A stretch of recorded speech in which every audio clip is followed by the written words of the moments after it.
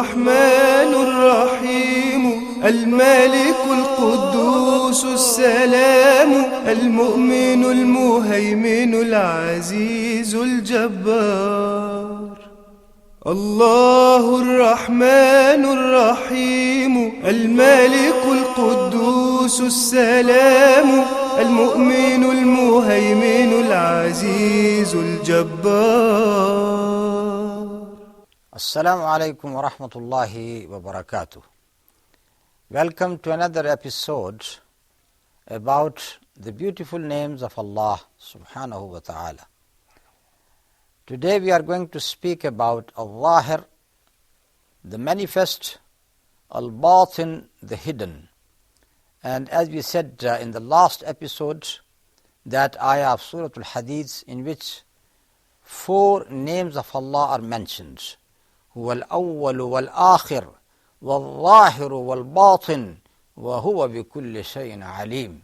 He is the first, He is the last. He is the manifest, He is the hidden, and He knows everything. Now the word Al-Zaahir, it means to be in a high place, from ظهر. ظهره أي على ظهره. The person is somewhere upon the back of someone, means the back of the camel, for example. So that is to become high. And we can take it from this verse of Surah Al-Kahf, where the story of those people are mentioned who were visited by Zulqarnain. And they said that we are fearful of Gog and Magog to attack us again and again. And then he said that I am going to build a wall or a dam for you. And then he built it.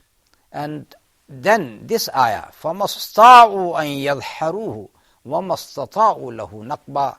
So they were not able أَن يَظْهَرُوهُ to be higher than that, or to cross it from above it. وَمَا اسْتَطَاعُوا لَهُ نَقْبًا. And they were not able to create a tunnel into it. Here, something interesting to note, and that is the beauty of Arabic language, and I have said it earlier, that if a word got an additional letter into it, more meaning into it.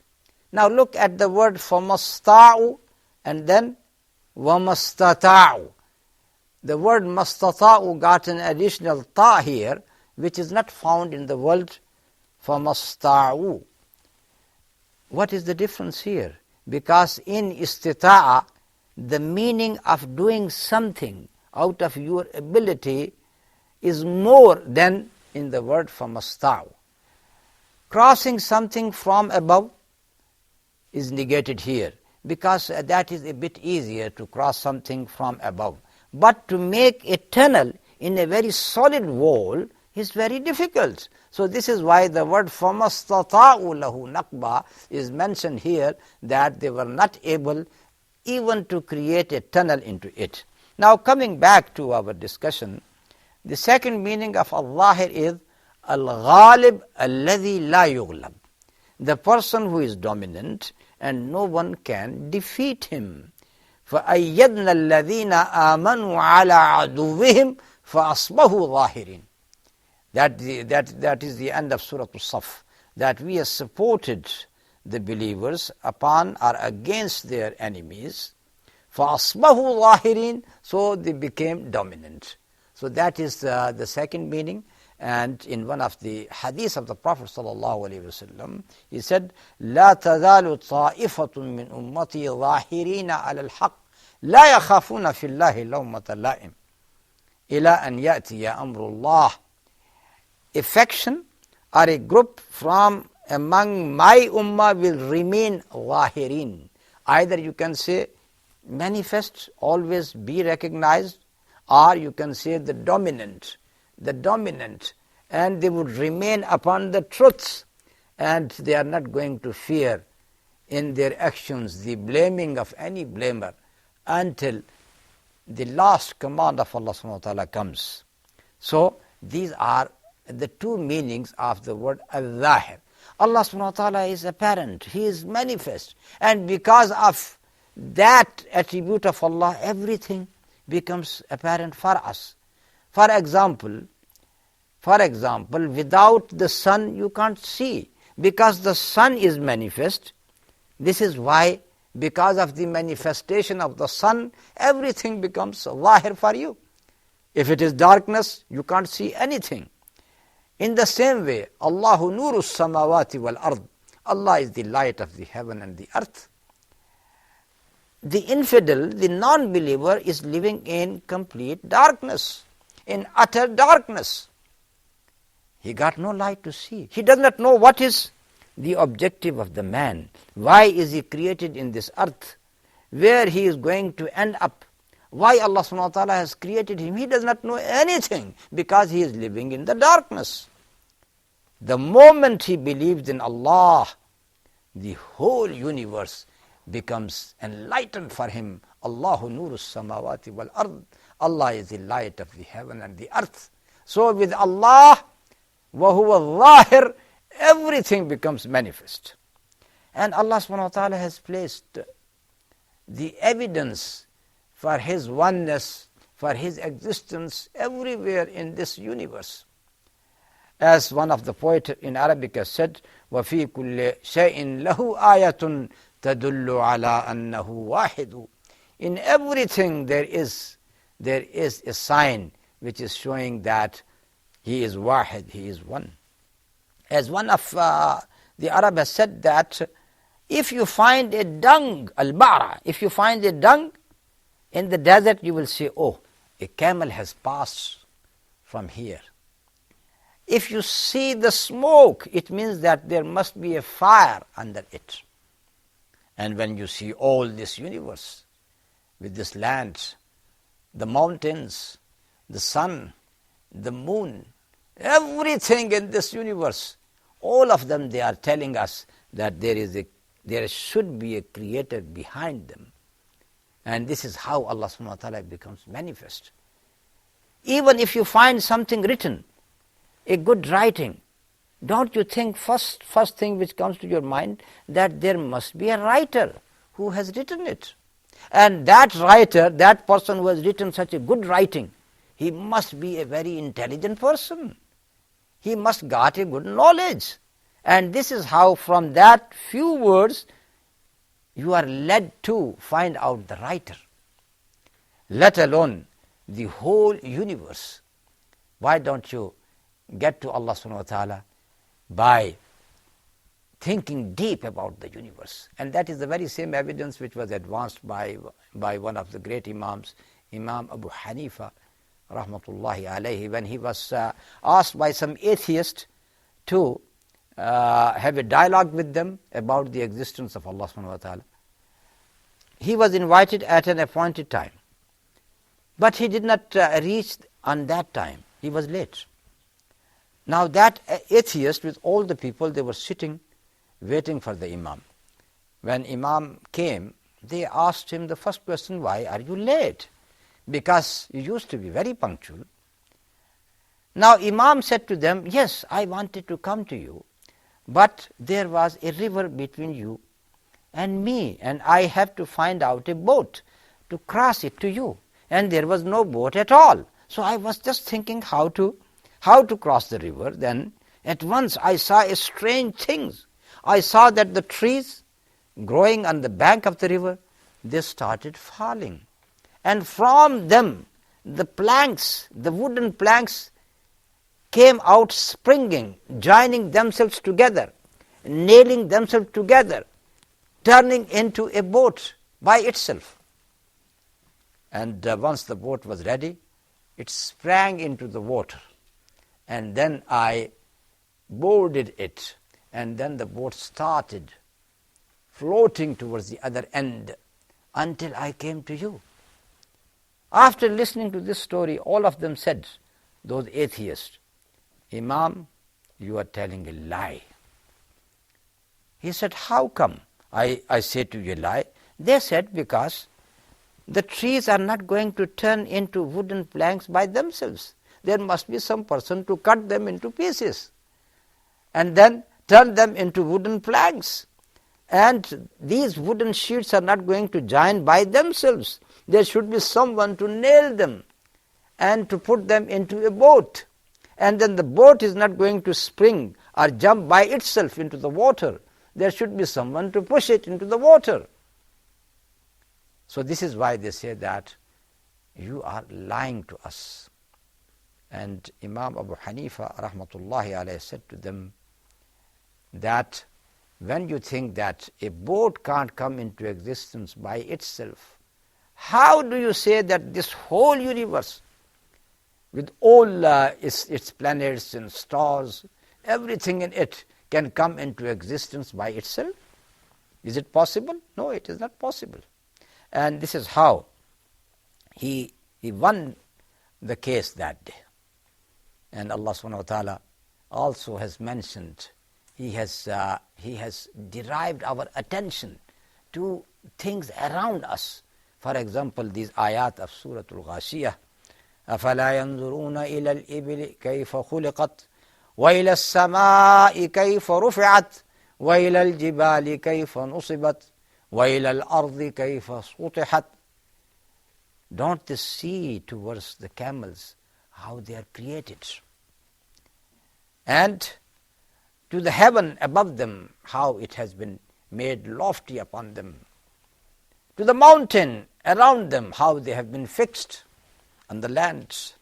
To the earth, how it has been spread out under their feet. That is an argument which we see in the Quran in many places. Think about the signs of Allah, the creation of Allah around you. And by thinking about the creation of Allah, you are going to find out about Allah subhanahu wa ta'ala, about the Creator. Now here, those things are mentioned which were very common for an Arab Bedouin to recognize. For example, for them, the camel was their transport. It was just like a boat in the ocean. That is their boat in the ocean of the sand. That camel, which got so many signs for them, they ride upon it and it takes them from one place to another place. The very same camel who can be patient on the food and on the drink for so many days. It can travel without water for so many days.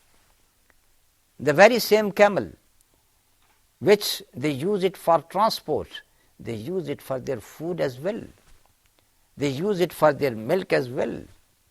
And with the hairs of the camel, they got their tents made. So many things which are just associated with one creature of Allah, and that is the camel. And this is in the same way we can think about the heaven and the mountain and the earth. Now we are heading towards the break, and after the break we are going to speak about Al-Baatin. Wassalamu alaikum wa rahmatullahi wa barakatuh. الله الرحمن الرحيم الملك القدوس السلام المؤمن المهيمن العزيز الجبار.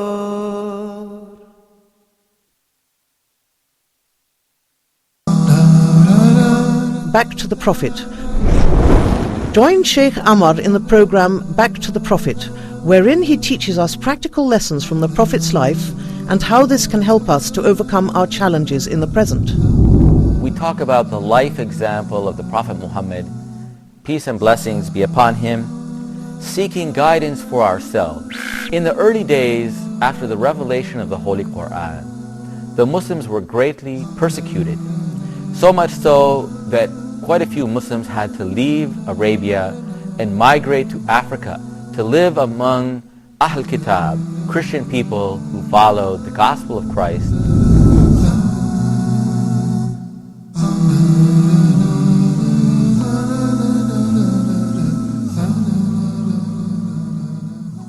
الله الرحمن الرحيم الملك القدوس السلام المؤمن المهيمن العزيز الجبار.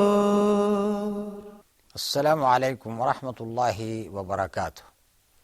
Before the break we spoke about Al-Zaahir, the manifest, And now we want to speak about Al-Baatin, the hidden. These two attributes of Allah, Al-Zaahir, Al-Baatin. And we have quoted that hadith last time, which says that هو الظاهر فليس فوقه شيء. He is Zahir, manifest, nothing is above him. وهو الباطن فليس دونه شيء. He is batin, he is hidden, for there is nothing beyond him. Now the word al-batin, as you know, that it is coming from batn. Batn is the belly. That is, what is in it is hidden from the eyes. So this is how that word al-batin is used for anything which is hidden. Now Allah subhanahu wa ta'ala, He is al-Zahir, He is al-Batin. How could it be the two opposite characters associated to Allah subhanahu wa ta'ala in this way? So let us understand it in this way, that He is al-Zahir, and as we said that everything becomes manifest because of Allah subhanahu wa ta'ala. The signs are scattered in this universe, so much so that Allah subhanahu wa ta'ala is known to us. But on the other hand, can we see Allah? No, we can't see Allah. We can't see Allah. Even the Prophet sallallahu alaihi wasallam in the night of ascension, when he went to the heavens, and according to the hadith of Aisha radiallahu ta'ala anha, when his successor Masruq asked her, did Allah subhanahu wa ta'ala, did the Prophet see Allah in the night of ascension? And she said, oh, she was surprised from this question. She said that, no, it did not happen. Allah is the light, and who could see the light? You can't see even the light of the sun. If the sun, 12 o'clock or in the midday, just try to look at the sun, you can't bear the light of the sun, let alone the light of Allah subhanahu wa ta'ala. That would be a great favor that in Al-Jannah, in paradise, Allah subhanahu wa ta'ala will give you that ability, because that would be a perfect creation once again of the man. This is why it is said in the hadith that among all the bounties of Allah subhanahu wa ta'ala, the biggest bounty would be that the believers are going to see Allah. Anyhow, here or now we can say al-batin, that Allah subhanahu wa ta'ala is hidden. He is not seen from us. More you think about Him, you are not reaching to the reality about Allah subhanahu wa ta'ala. But you know Him because of all the impressions, the signs which are scattered in this world. Now let us here take another story which got some light about this aspect of Allah's being. A man came to a scholar, and he said to him, he asked these three questions. If Allah subhanahu wa ta'ala according to you is existing, why don't we see Him? That was the first question. The second question, he said that according to Quran, Satan is created out of fire, and you are saying that he would be thrown into the fire on the day of judgment. So if he is from fire, how the fire is going to burn him? And the third question, he said that what is the need for the last day? We don't understand why there is a need for the last day. Now this scholar answered him in what way? He took a stone made of clay, just clay. I am not saying about the rock, from the clay, and he threw that stone upon him. He hit him with the stone on his head. Now the person started crying and complaining. He said, what type of scholar you are? What type of imam you are? I am asking you some question and you are hitting me with a clay stone. What happened to you? Imam said to him, I have answered you. How did you answer me? He said, all three questions are answered in this way. First he said, You are crying. Why you are crying? He said, I got pain. Where is the pain? Yes, here it is in the head. Show me where is the pain. I can't show you. I just feel it. You can't show the pain, but you feel it. That is the answer. Allah subhanahu wa ta'ala is there. You can't see Him, but He is there because Allah subhanahu wa ta'ala has created this universe. He has created you. He has created every one of us. So, He is perceived by the signs He has scattered in this universe, though He is not seen, He is known. And the second question about the Satan, he is created out of fire, so if he is thrown into the fire, how is he going to suffer? The scholar said to him, don't you know that the man is created out of clay? Yes, he is created out of clay. All right. When I have thrown a stone clay upon you, why have you suffered? You are saying that I am feeling the pain. So if you feel the pain because of a stone of clay and you are clay yourself, as you believe, in the very same way the Satan who is created out of fire, when he is going to be thrown into the fire, he would be suffering there. The third question, he said, now I have hit you with the stone and you are complaining. If you want justice from me, what are you going to do? He said, I will go to the judge. I will report you to the authorities and of course I will take my matter to the judge to judge among ourselves. The scholar said to him, that is the answer to your third question, that because there is so much injustice in this land, people are killing other people, people are inflicting injustice upon other people, so there should be a judgment given to them. And that judgment does not come in this world. This is why Allah subhanahu wa ta'ala has to create us once again. Allah subhanahu wa ta'ala has to resurrect us once again, so to judge among ourselves. That was the story which is related to this issue.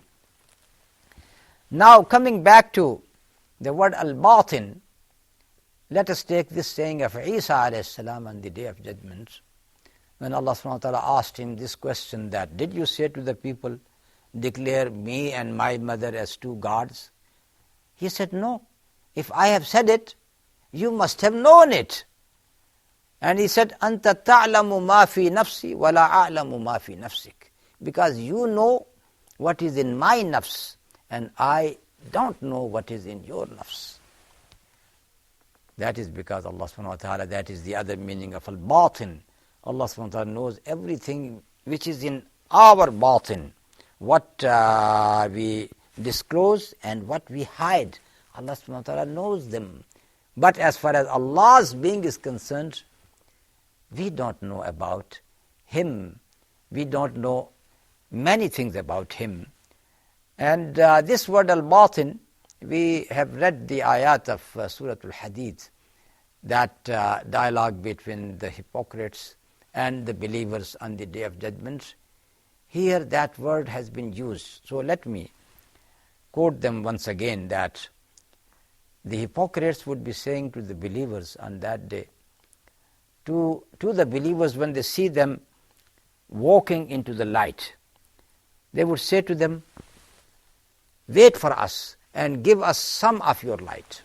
And the answer would come from them, go back and find out your own light for yourselves. And then this ayah of Al-Quran, فَضُرِبَ بَيْنَهُمْ بِسُورٍ لَهُ بَابٍ بَاطِنُهُ فِيهِ الرَّحْمَةِ وَظَاهِرُهُ مِنْ قِبَلِهِ الْعَذَابِ. And then a wall would be fixed between the believers and the hypocrites. That wall which got a gate in it. It is just like a boundary wall. The Arabic word sur for the boundary wall. بَاطِنُهُ فِيهِ الرَّحْمَةِ. Now see here the word batinuhu. In the inside would be the mercy where the believers are. وَظَاهِرُهُ مِنْ قِبَلِهِ الْعَذَابِ. And outside where there are the hypocrites, there would be the punishments. يُنَادُونَهُمْ Alam nakum ma'akum. They would shout to them. Now the hypocrites are shouting to the believers, were we not with you in this world? We were living together. We were in the same town. Qalu bala. They would say, of course, yes, you were with us. But now they will give them the charge sheet of their crimes. وَلَكِنَّكُمْ فَتَنْتُمْ أَنفُسَكُمْ وَتَرَبَّصْتُمْ وَارْتَبْتُمْ وَغَرَّتْكُمُ الْأَمَانِي حَتَّى جَاءَ أَمْرُ اللَّهِ وَغَرَّكُمْ بِاللَّهِ الْغَرُورِ. The charge sheet is that you people, you have subjected yourself to lot of fitna, to the trials. Innama amwalukum wa awladukum fitna. Your money, your children is a trial for you. Allah subhanahu wa ta'ala has given you money to try you, whether you become obedient to Allah subhanahu wa ta'ala in spending this money for the sake of Allah. Allah subhanahu wa ta'ala has given you children to grow them into the good citizen of this world. Pious people, good people, not to become monsters, roaming on the streets and hitting everyone. That was your fitna. That we have given you the children, the money, but you did not pass the trial. The money you spent just to fulfill your desires.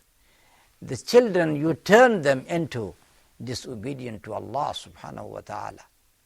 That was a legacy which every father should leave for his sons.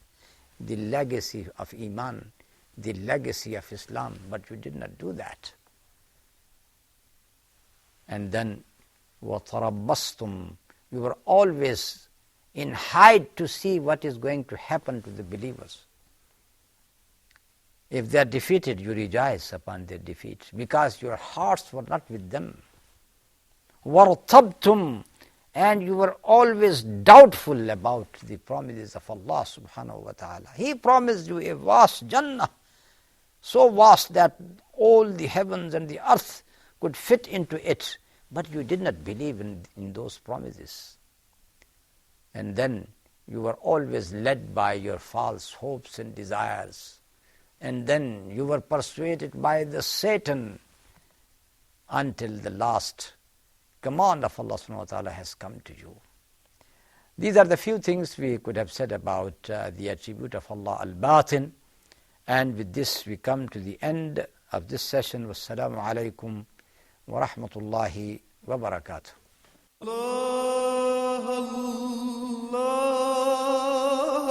الله الرحمن الرحيم الملك القدوس السلام المؤمن المهيمن العزيز الجبار.